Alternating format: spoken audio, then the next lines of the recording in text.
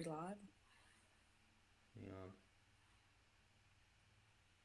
Hey, Justin. you're alive.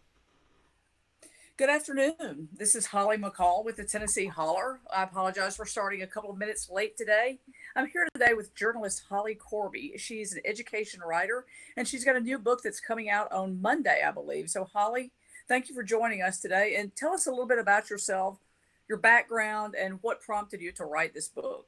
Sure. Thank you for having me, Holly. So I'm an education journalist, and I've been writing about schools for about 10 years now.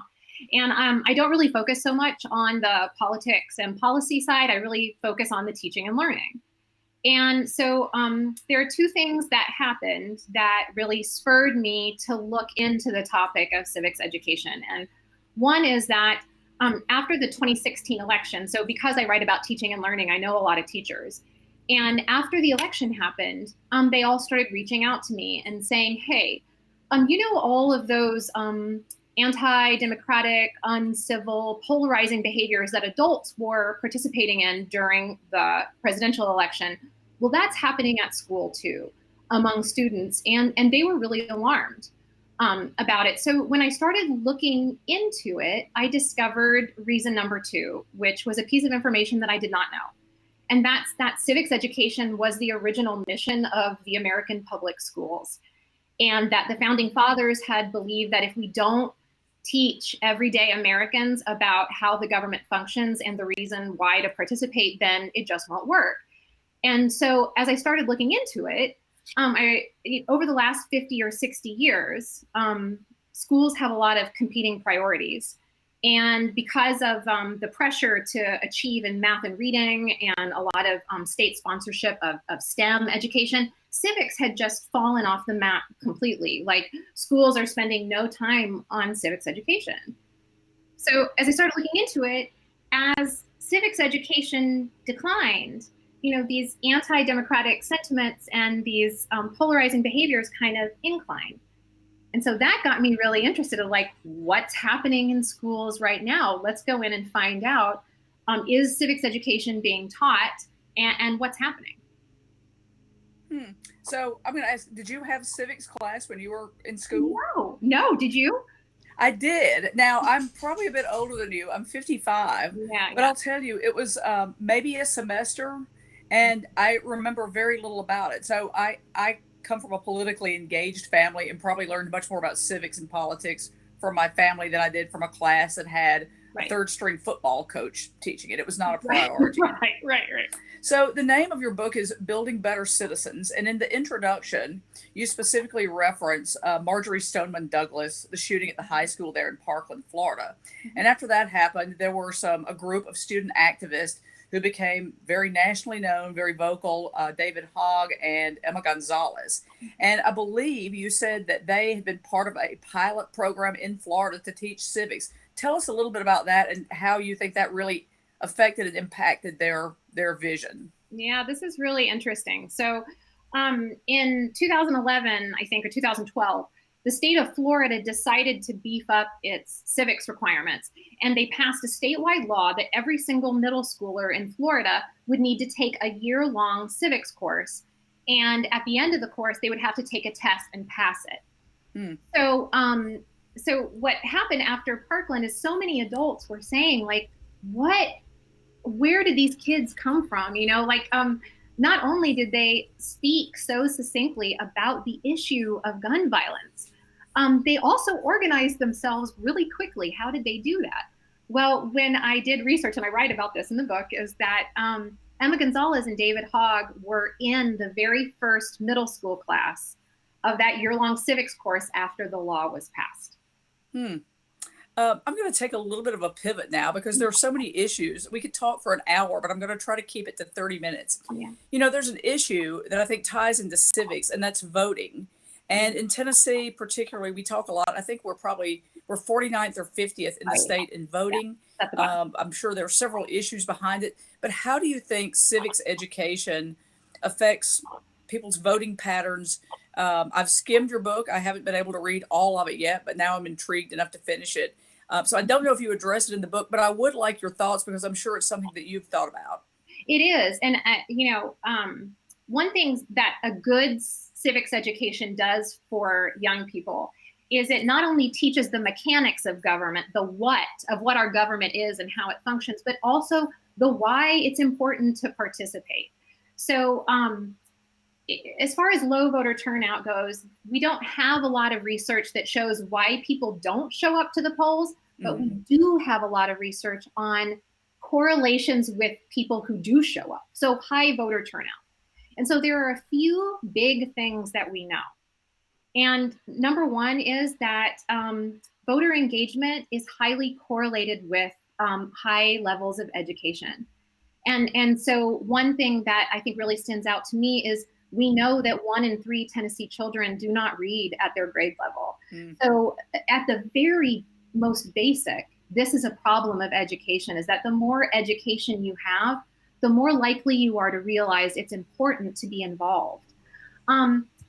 Another one that we know is highly correlated is that an adult models behaviors for young people, models civic behaviors. So parents are wonderful at this, that they can take their kids to the polls with them and show them how they vote. They can take them with them to volunteer. But any adult can be that role model for kids. It doesn't necessarily have to be a parent. And I would say that the other thing that is just so highly correlated with showing up to the polls is civics education. And I'll give you a perfect example of how it works. In 2018, we had the highest youth voter turnout in this country that we've seen in 25 years. And so why did that happen? That's because adults, teachers and parents and kids were getting the message from everywhere. They were educated about why it's important to show up, and they showed up. So you started on this book in 2017? Yeah. Is that when you started on it? Yeah. How did you conduct your research? And did you travel? Did you talk to people all over the country? Did you focus in certain areas? I'm kind of interested in your methodology. Yeah. So I didn't get to travel a whole lot for this book because there just wasn't the finances behind it. But I did talk to teachers all over the country, and I did get to visit a lot of classrooms who are doing innovative things right here in Nashville. So I spent hours and hours on the phone. One of the most fun and exciting things I did is that I interviewed more than 50 teen activists. Because that sounds fantastic. Oh, it was so fun. And I even got to attend a protest with a group of teenagers from Evansville, Indiana, which is my hometown. And I followed them downtown to this protest, and I write about it in the book. And it still gives me chills because their idealism for the future is contagious. That's wonderful. We've got so many issues, I think, in America today that would or could be affected by better education and more attention paid to civic life. One of those, and I think this will probably strike home with you as a journalist, is this concept of fake news. And we do know that there are some media outlets that provide disinformation, but too often it's become something where if a politician sees a story about them they don't like or that's negative, they immediately discredit it by fake news. And unfortunately, and I'm a former reporter as well, unfortunately, I see far too many people accepting that well-known traditional media outlets might be fake news.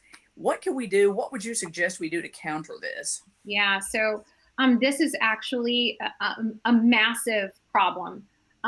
Fake news and inaccurate information and being able to tell the difference is one of the biggest problems facing young people today. And the most recent research shows that 80% of middle schoolers cannot tell the difference between an accurate website or article and an inaccurate one. And here's the scary part. The numbers are kind of similar for grown-ups as well. Well, I'm sure it's not just young people either. I think there are plenty of adults who can't tell the difference. Absolutely. I mean, you only spend 2 minutes on your Facebook feed and you know that that's the case. So researchers are scrambling to try to figure out this problem. And there's an educational researcher who I write about in the book. His name is Sam Weinberg at Stanford. And he's the one who conducted that middle school research. And he basically said something to me to the effect of, if we don't figure this out, we are going to take democracy down. I'm trying to, the blanket term for how to educate kids about this is called media literacy. But here's the big problem with media literacy is that we don't know what works. This issue is so new that schools are trying curriculums that haven't been backed up by any evidence, and they're kind of throwing spaghetti at the wall, hoping something will stick. So Weinberg and his team, and I write about this in detail because they're trying to figure out how to give kids basically the equivalent of a digital driver's license, where the kids take a course and learn the rules of the road of the internet, which is based on, and you'll love this as two journalists, we can appreciate this, they're going to teach them how to be fact checkers. So they have found that the one thing that works is to teach them how to be like a New Yorker fact checker. That sounds fascinating. Yeah, it's really interesting. And, you know, the thing that is the real problem that he said and other experts told me is that fake news leads to a problem that's called truth decay.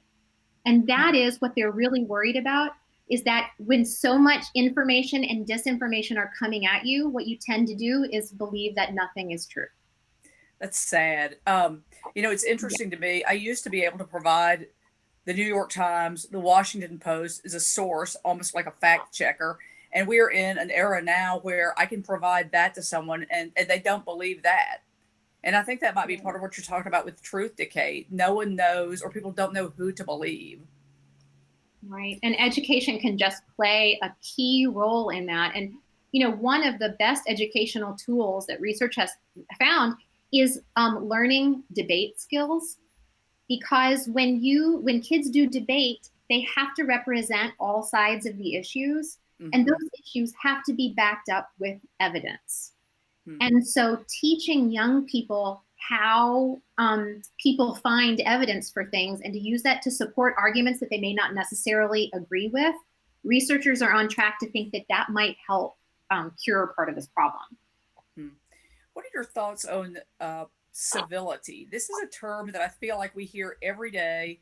I know the Tennessean has a civility project, and I believe you were speaking Monday night as part of that program.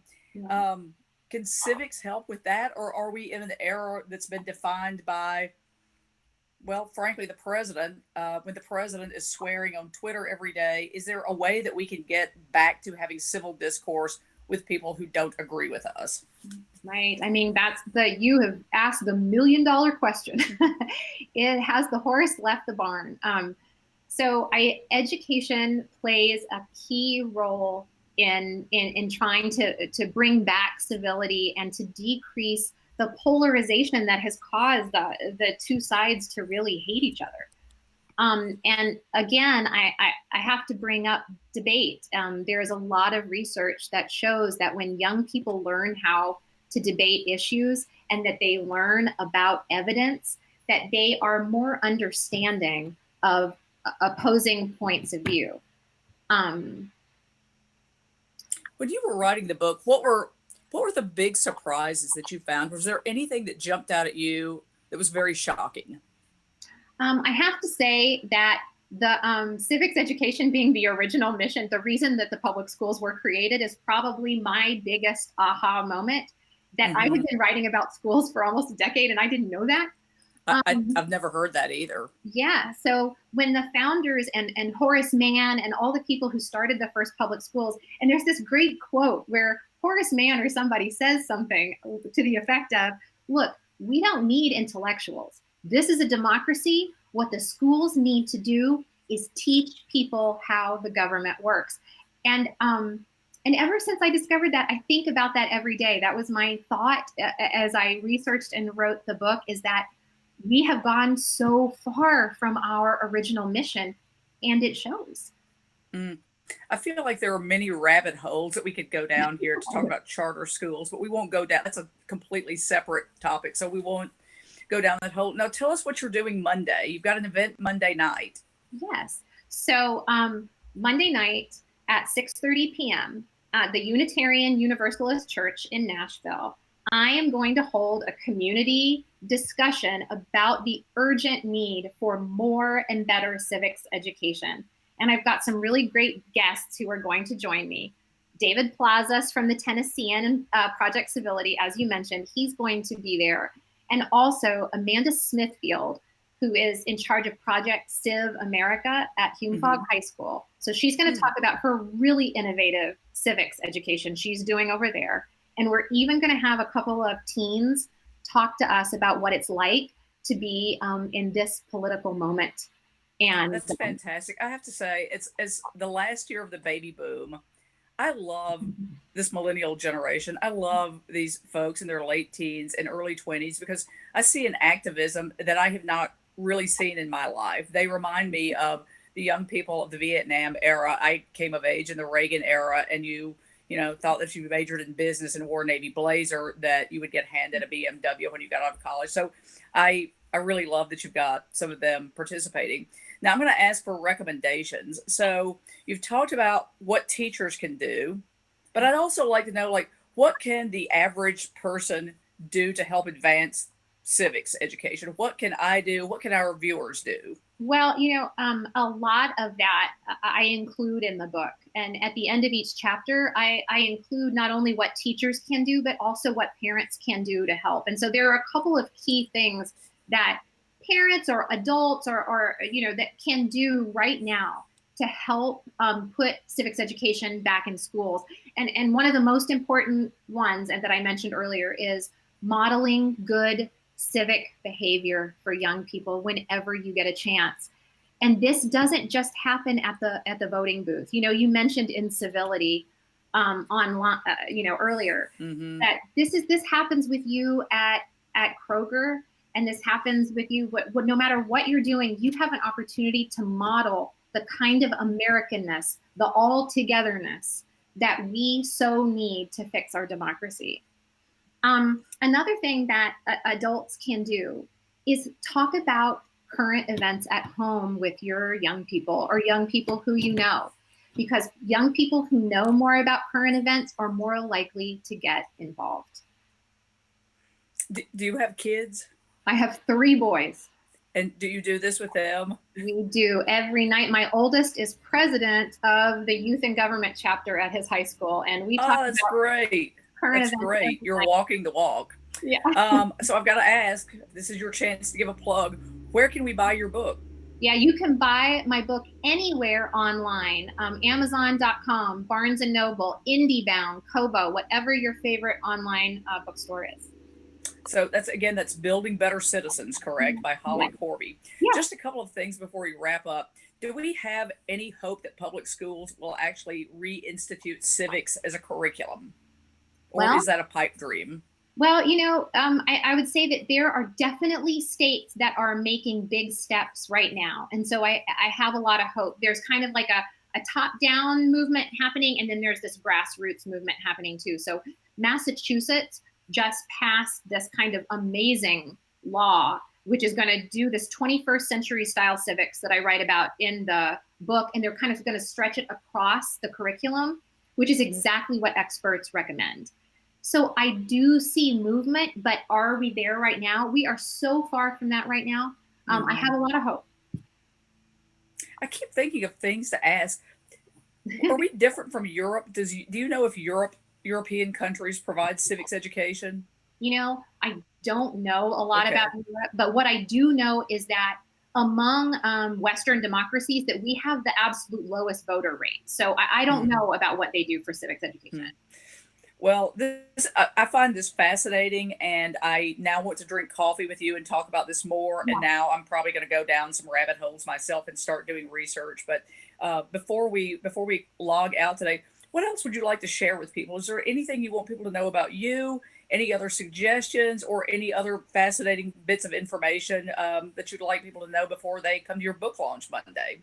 Well, you know, I think that I'm Generation X myself, and we've been having kind of this generational conversation online, you know, recently. And I grew up not caring one bit about what happened in politics. I was much more interested in following you two around the country, you know.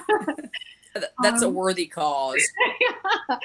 But you know, this research has wakened something in me, and I have gotten involved in my kids' PTO.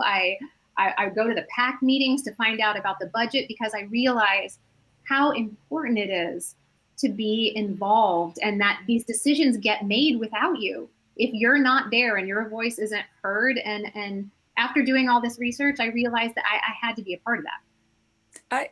I love that you've done this, and I really appreciate that you joined the Tennessee Holler today. You may or may not know we launched earlier this year because we felt like there needed to be more in different local media outlets. And so I appreciate you taking time out of your schedule for us, and viewers, we appreciate you joining us. And again, if you would like to meet Holly in person, she's going to be speaking 6:30 p.m. Monday the 18th at the Unitarian Universalist Church, and I believe that's on Woodmont Boulevard in Nashville, correct? Yes. And yes. you can pick up your copy, and I bet you can talk her into signing it for you. Again, it's Building Better Citizens. I'm going to finish reading it, and thank you very much. Thank you so much for having me, Holly. No, it was great. I loved it. I really let's get coffee. Yeah, okay, let's do it.